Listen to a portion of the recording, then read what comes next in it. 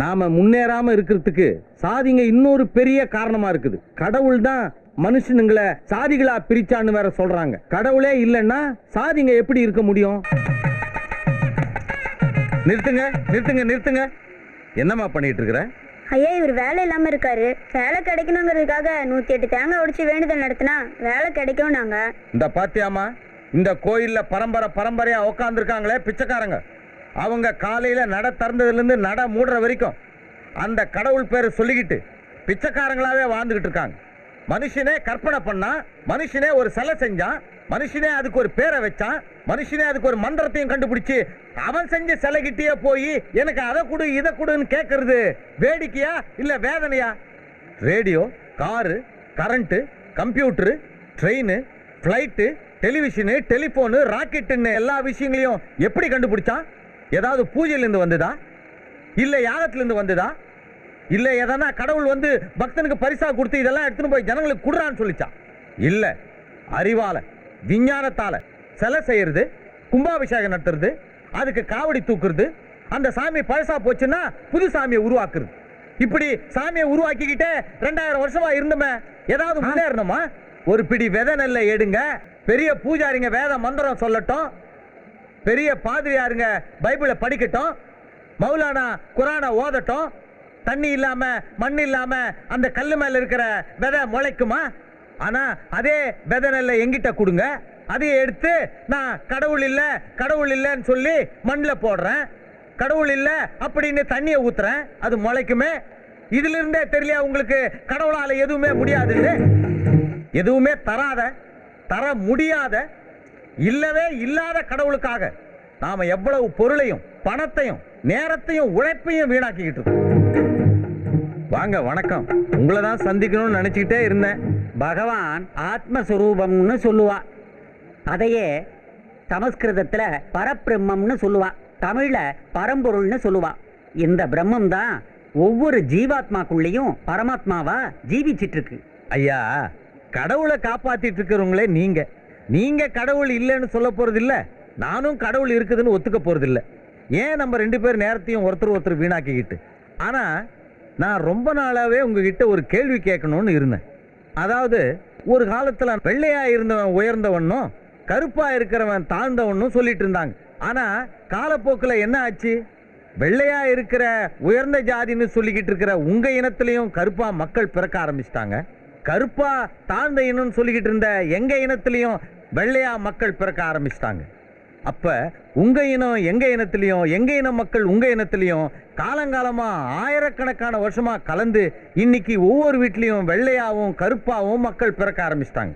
இப்ப உயர்ந்த ஜாதிக்கு தலைவரா இருக்கிற நீங்க அப்படி ஒரு உயர் ஜாதின்னு ஒண்ணு இல்லடான்னு சொல்லிட்டு அந்த இனத்துக்குண்டான ஜாதிக்குண்டான அடையாளங்கள் எல்லாம் அறுத்துட்டீங்கன்னா அடுத்து இருக்கிற ஜாதிக்காரங்கெல்லாம் கூட ஜாதியை விட்டுருவாங்க.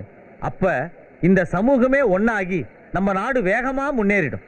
கடவுள் தான் இல்லைன்னு சொல்ல மாட்டீங்க, ஆனா ஜாதிகள் இல்லைன்னு சொல்லாம ஐயா. இது காலம் காலமா நமது பெரியவாள்லாம் கடைபிடிச்சிட்டு வர ஆச்சார அனுஷ்டானங்கள்.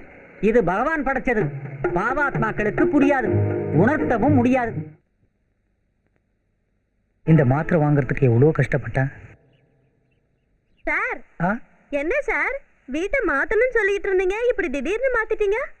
நேற்று திடீர்னு பள்ளிக்கூடம் லீவ் விட்டாங்கல்ல, அதான் நம்ம ஸ்கூல் பசங்களை வச்சு எல்லாத்தையும் மாத்திட்டேன். என்ன சார், புதுசா அடுப்பு நீங்களே சமைச்சு சாப்பிட போறீங்களா?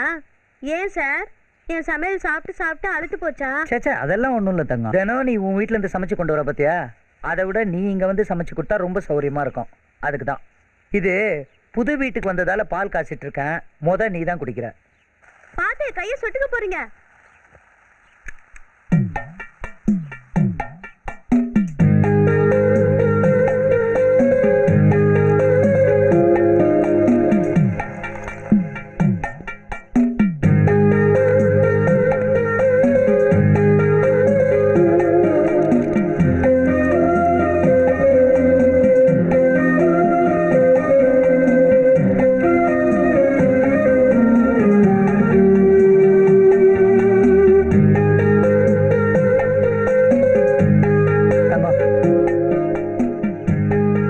கொஞ்சம் ஜாஸ்தியா இருக்கும், நல்லா ஆத்திட்ட குடி. நீங்க படிச்சவரு, ஒரு வாத்தியாரு, அதான் என்ன கூட ஒரு மனுஷா மதிக்கிறீங்க. உங்களை மாதிரி எல்லா ஆம்பளைங்களும் இருந்துட்டா பொம்பளைங்களுக்கு எந்த கஷ்டமும் வராது.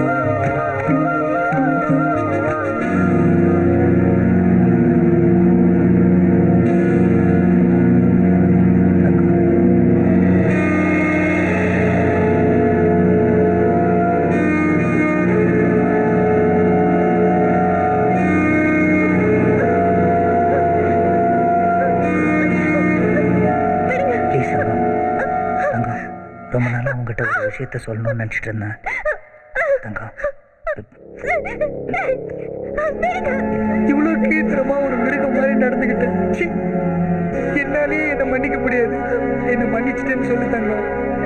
என்ன மன்னிச்சிட்டேன்னு சொல்லு தங்கம். எனக்கு 36 வயசாச்சு. ஒரு அக்கா 4 தங்கச்சிங்க. இவங்களுக்கு கல்யாணம் பண்ணி வைக்கிறதுலயே பாதி காலம் ஓடி போச்சு. இவ்வளவு காலம் என் உணர்ச்சிகளை அடக்கி அடக்கிதான் இப்படி மிருகம் மாதிரி நடந்துகிட்டேன். என்ன மன்னிச்சுட்டே சொல்லு தங்கம். தங்கம், நான் நல்லவன் தங்கம். நான் உன்னை கல்யாணம் பண்ணிக்கிறேன் தங்கம். தங்கம், சரின்னு சொல்லு தங்கம். என்ன மன்னிச்சுட்டே சொல்லு தங்கம். தங்கம், என்ன மன்னிச்சுட்டே சொல்லு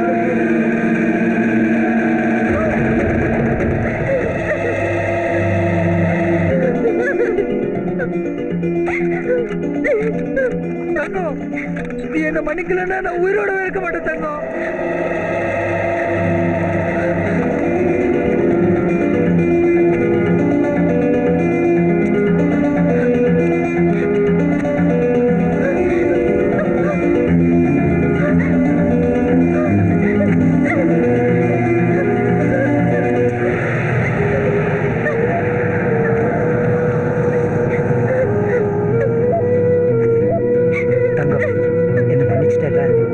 என்ன நம்பு தங்கம். நான் உன்னை கல்யாணம் பண்ணிக்கிறேன். இனிமே உன் குழந்தை என் குழந்தை. என் தங்கச்சிக்கு அடுத்த மாசம் கல்யாணம். அவ கல்யாணம் முடிஞ்சவொடனே எங்க அம்மா கிட்ட சொல்லி நம்ம 2 பேர் கல்யாணத்துக்கு ஏற்பாடு பண்றேன். உனக்கு ஒரு புது வாழ்க்கை அமைச்சு கொடுத்து உன்னை கடைசி வரைக்கும் கண் கலங்காம காப்பாத்துவேன் தங்கம்.